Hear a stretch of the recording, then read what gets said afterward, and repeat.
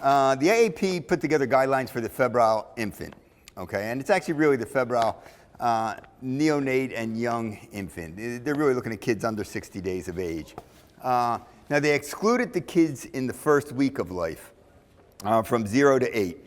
They just said, you know, if you got a fever and you're 5 days old, there's no debate.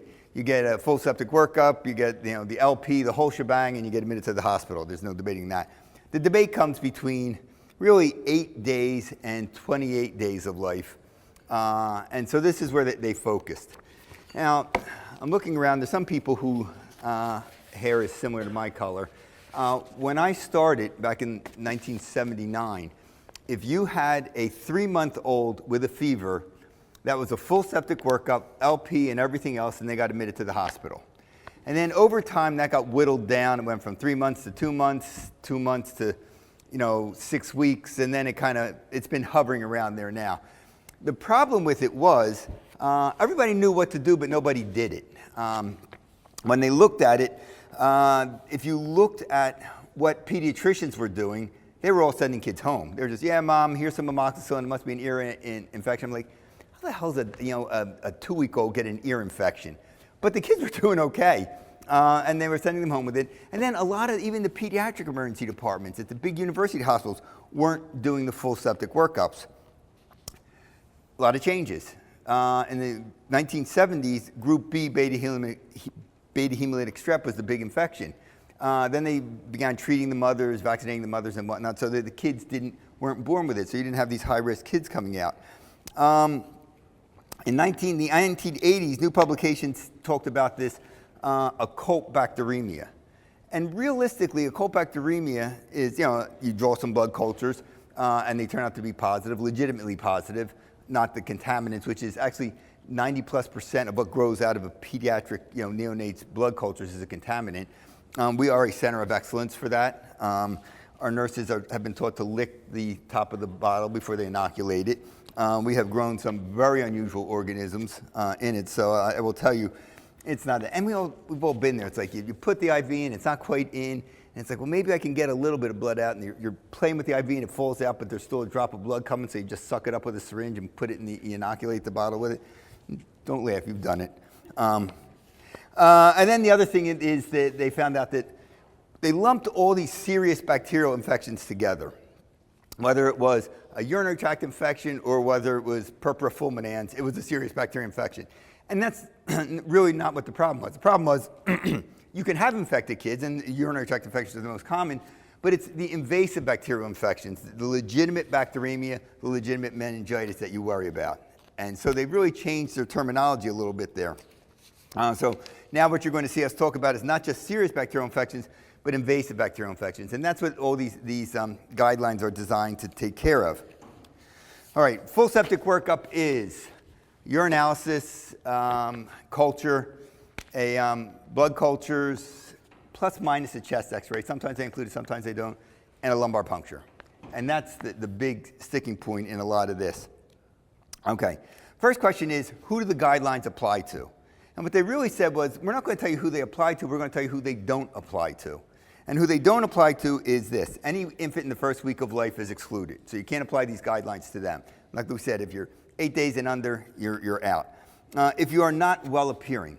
Now they specifically avoided the term ill appearing and only wanted it the opposite way, which is not well appearing. So the kids got to look fine, they're playing with grandmom's keys, that kind of stuff, that's okay. If they don't look well, then they get the septic workup. The 8-week-old I tapped right before I came down here didn't look well. And they were also 8 weeks old and not vaccinated yet, which put them in a whole different category. Any child with a clear bacterial source is excluded. These examples would be cellulitis, omphalitis, not otitis media. And I really like that they stress this, because everybody's always made this argument, Mom, your kid has an infection in their ear, that's what's giving them the fever. Otitis media never gave anybody a fever. They had something else that made their ear red, and that's what was giving them the fever. Think about it. We've all seen people come in with pulmonal abscesses the size of a grapefruit. They're afebrile, okay? An abscess in and of itself doesn't give you a fever. These kids have a half a drop of blood behind the tympanic membrane. That's not giving them that temp of 104. So they said that you can't duck out by, yeah, Mom, that ear looks a little bit red. Oh, you want the bubblegum medicine? Sure, here's some amoxicillin for you.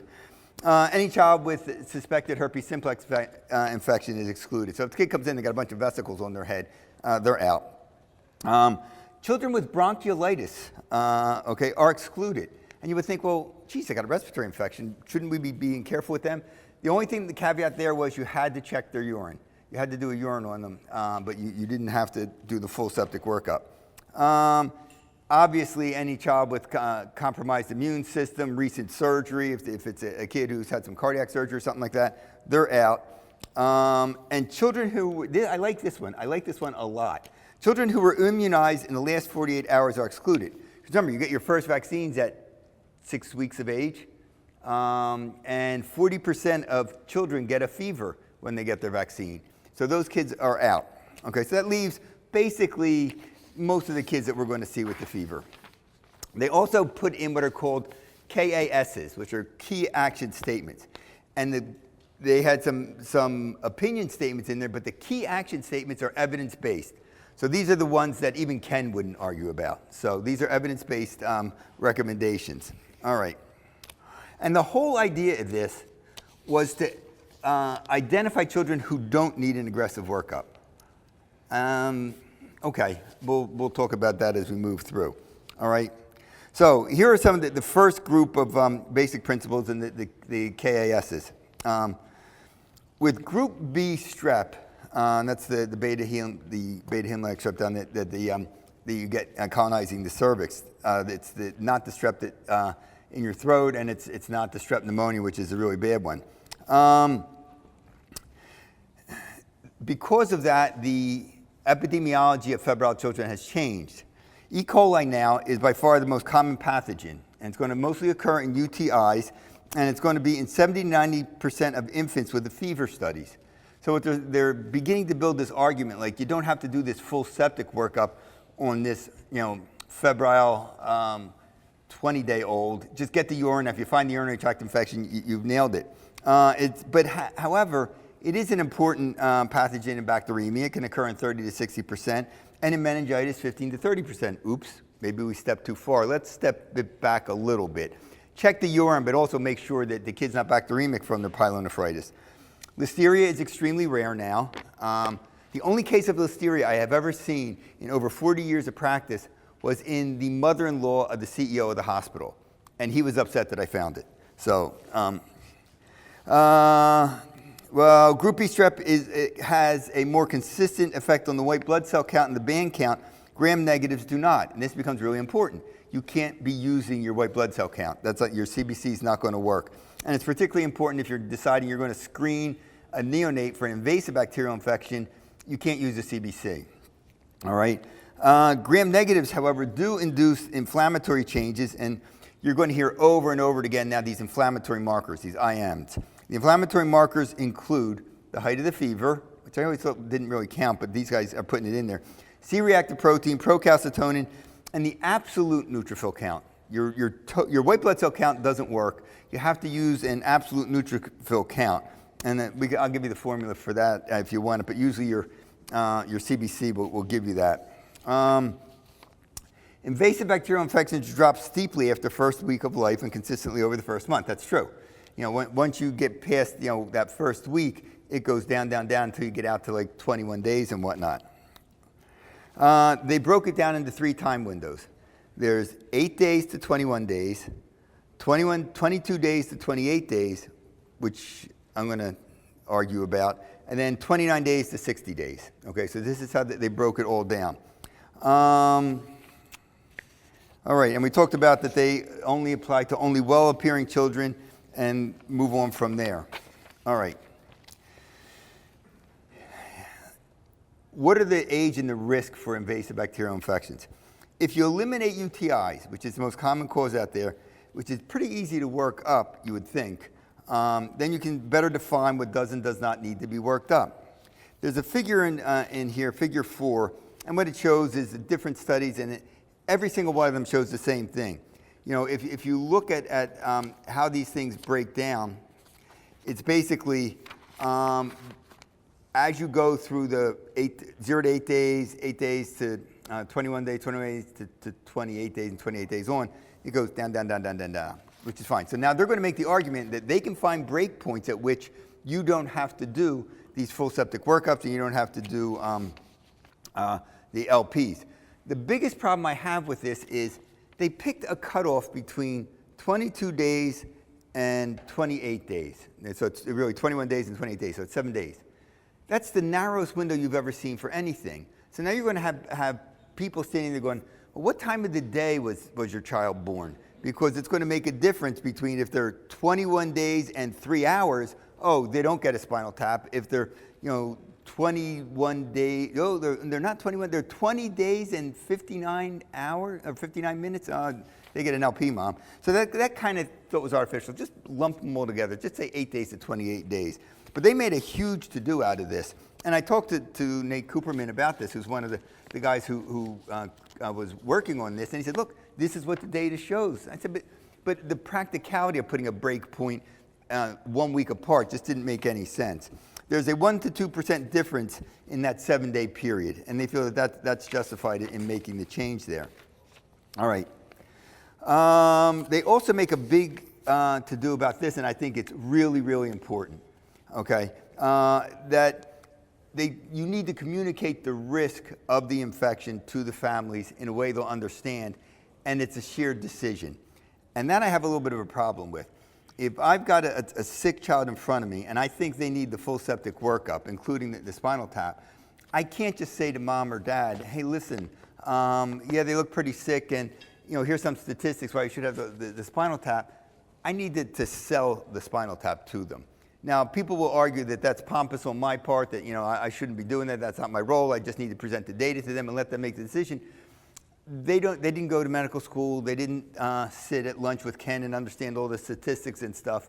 I need to sell that. It's like the person that's got the clear-cut STEMI on their EKG, and they're talking about, I got to go home. Somebody's got to take care of the dog, and you got to sell them that they can't go home. You'll only be in the hospital overnight. Don't worry about it, type of thing. Same thing here. I don't think it's 100% fair to ask the family to understand this data the way that you do. The other thing is, we know, and everybody in this room knows this, it's a whole lot easier to do a spinal tap on a 5-week-old than figure out where God hid the urethra on that female. I mean, how many of us have spent is that it? No, that's a wrinkle. That's not it. And you're trying to cath this kid. So the truth of the matter is, we know the easiest procedure of the kid is the spinal tap. That's when I do these things, I always lead with the spinal tap, because I'm pretty sure that's what I'm going to be able to do. You don't want to lead with the IV that's going to take you 3 sticks, and then by the time you say, and now it's time for the spinal tap, mom grabs the kid and runs out of the department. The bottom line is, I think, and they make a very good point on this, you need to flex with the families, and I think they're right. I mean, if I can dig my heels in, and be obstinate as well as anybody, but if I can see the family's just not going to change, I've got options. I can say, okay, look, we're not going to do the spinal tap, but you got to meet me halfway. We got to keep him in the hospital. We're going to keep your child in the hospital. We're going to watch him carefully. If things change, then you're going to have to get the spinal tap, or we're going to just put him on antibiotics and we're going to admit him to the hospital. So you got to be able to flex with them. So if somebody clearly says, I know my aunt's second cousin in Carolina got a spinal tap and they were paralyzed. I'm like, I'm fine. I'm not going to win that argument. All right, we won't do the spinal tap, but we'll do everything else and we'll keep them in the hospital. All right, inflammatory markers. We're going to talk about these a lot. Okay, it's interesting about them. No single inflammatory marker has any predictive value. So if I give you a child and I say, here's a 6-week-old and they have a fever of 102, and here's their procalcitonin, and it's elevated. What do you want to do? It has no predictive value. The only thing that has predictive value is you have to combine them, and you need at least 2 of them to be able to have any predictive value at all, which I think is kind of interesting. And what they do is they said, okay, look, here's what we're going to do. We're going to say the cutoff for the C-reactive protein is 20 milligrams per liter, and for procalcitonin is 0.5. And you can look at studies, and sometimes it's 0.4, sometimes it's 0.8. They said, forget it. This is what we're going with. these two numbers, and you need a combination of them. So a single isolated procalcitonin, it's 0.6, doesn't help. If you have a 0.6 on the procalcitonin and a CRP that's elevated, that's fine. The white blood cell count and the band count are consistently associated with inflammatory or invasive bacterial infections, but you can't use them as inflammatory markers. What you have to use is the absolute neutrophil count, and the formula for that is it's the percent neutrophils plus the percent bands times the WBCs divided by 100, and then you add in the day of the week or something. But the reality of it is it'll come out. Your CBC automatically calculates it for it. Here's where they hedged a bit. They said it can either be over 4,000 or over 5,200. It's like, well, usually it's like over 1 and less than 1. They said no, that there was too much inconsistency in the studies. You could pick whichever cutoff you want, and that's fine. I said, all right, you guys are behaving like pediatricians. Fever over 38.5, which is around 102 or so, is predictive of invasive bacterial infection and may be considered an inflammatory marker in the guidelines. I was always taught you can't rely on the fever. And my own personal experience has been the kids with a temp of 105 usually had nothing. They came back the next day with roseola. And the kid with that temp of, 101, is the kid that actually had meningococcemia. They also suggest that you only use the temperature if you don't have access to a procalcitonin. We don't. We have access to a whole lot of thermometers that aren't accurate. That we have these things that they scan across the kid's forehead and stuff. And if you want the kid to have a fever, you hold it up to the light for a minute and that type of thing. But we don't have access to procalcitonins on them. And then the bottom line is they really prefer you to use C-reactive proteins and procalcitonins. All right, so let's get into exactly how to manage these kids. All right, key action statements 1 through 7 are the following. This one's going to, if you haven't read these guidelines, I had to review these because I was doing some talks on fevers before, so I kind of knew them. And the first time I saw this, I'm like, you got to be kidding me. Here's the first one. You should obtain a urine specimen by catheterization. Absolutely right. Or suprapubic aspiration. When was the last time? First of all, how many people have done suprapubic aspirations? Have you ever seen what that is? You take this 3-week-old, you take a syringe, a 21 gauge needle, you go right above the pubic symphysis and you stab them.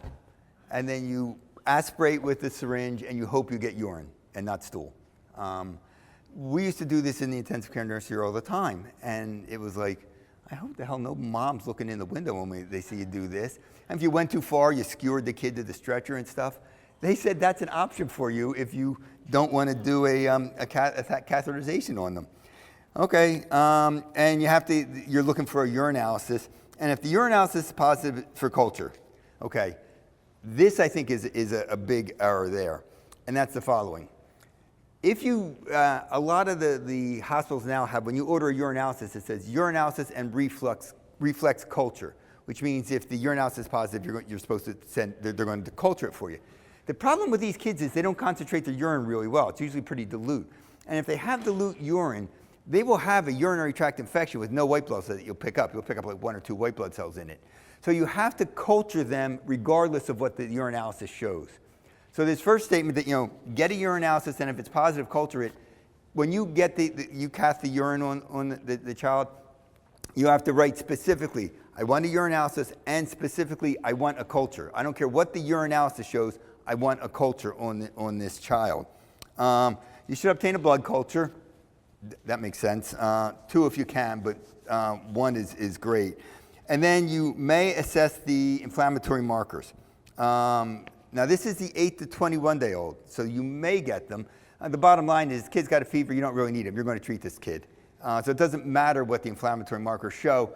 But from an emergency medicine standpoint, we don't need them, okay? We're working them up, doing the whole septic workup on the kid. We're going down that pathway. The inflammatory markers, though, are helpful for the people upstairs because they can trend them. And when the procalcitonin goes down, it looks like whatever the infection was is getting better. So it is good for them. You should obtain CSF, okay? So you should do a spinal tap on all these kids. And I'm a huge advocate of doing the full septic workup, including the spinal tap on them. And like we had mentioned before, it's an easy procedure to do.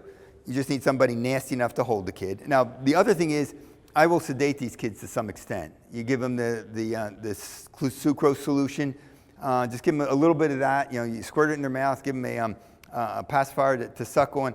And a lot of these kids get stu-nod enough for you to do the procedure without, you know, having to wrestle with them too much. I've done spinal taps while the kid's been breastfeeding, which was the most calm kid I ever did. We were struggling with this kid, and the mom goes, "Oh, I know how to take care of this." And she just leans over the stretcher and begins breastfeeding the kid. And the kid was just like happy as a clam. We did, you know, spinal tap, drew blood, everything. It was, we couldn't convince anybody else to do it, but it worked really well for that one case. But you got to do this LP, 8 to 21 days of age. Now, I do have, I don't like having sick people, but we're all in this field because we feel good when we take care of sick people well, and we like doing procedures and whatnot. I think it's the easiest thing to do is you're feeling the spinous processes. They're like less than 1/10 of a millimeter under the skin, and you just kind of slip the needle in there. As soon as the needle gets through the skin and you're starting to feel that tightness because you're going between the spinous processes, pull the stylet out, okay? And then just advance it slowly, because that'll prevent you from going too deep and hitting, the veins are all on the other side of the spinal canal, so you don't go too deep. And then as soon as you get into the spinal canal, you'll start to get the fluid out. And most of us can still feel that little pop that goes in there. I've got a doc who I work with who says, "You're just being too careful." She goes, "The bones aren't that calcified. You can just stick the needle right through the spinous process itself." I'm like, you're a little aggressive there. But she never gets a traumatic tap, so. Of course, she has to put her foot on the back of the kid to pull the needle out, but that's okay. And you're going to send it for white blood cell protein, glucose, gram stain, and culture. And then if you're suspicious, you always get a digitube. So you usually draw 3 tubes and then your digitube. And the digitube is the last tube that you can then have a consultant say, "Did you get enough fluid to send for viral cultures or whatever?" So that's your digitube. So realistically, there's really no justification not doing the LP in under the 21 days of age. You shouldn't initiate parental antimicrobial, so basically start them on antibiotics, and actively monitor the infant while waiting the result of the bacterial cultures. Well, that makes sense. So that just after us, get them into a hospital and get them someplace worthwhile. This doesn't apply to us, but if any of you who take care of kids in the hospital, you should discontinue the parental antibiotics when, under the following circumstances: culture results are negative after 36 hours, the infant appears clinically well. You should treat the infant for positive bacterial pathogens in the urine, blood, or CSF with targeted antimicrobials, and that's appropriate.